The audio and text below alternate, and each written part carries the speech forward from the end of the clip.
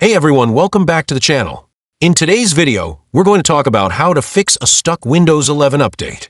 If your update freezes, fails, or just won't move past a certain point, don't worry.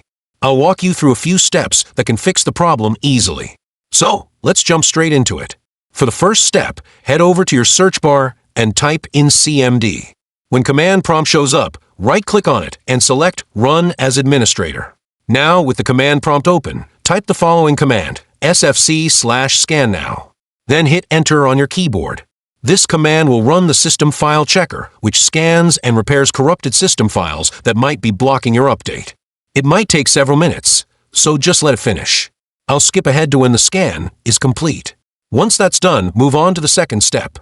Type in this next command, dism/online/cleanupimage/restorehealth. Then press Enter again. This step will repair the Windows system image and fix deeper issues that the previous scan might have missed. Again, let it finish loading. It usually takes a few minutes. After the scan completes, all that's left to do is restart your computer. Once you're back on your desktop, go ahead and try updating Windows again. That's how you fix a stuck Windows 11 update using a few simple commands. If this video helped you out, give it a thumbs up, subscribe to the channel for more tech fixes, and let me know in the comments if you ran into any issues. Thanks for watching, and I'll see you in the next one.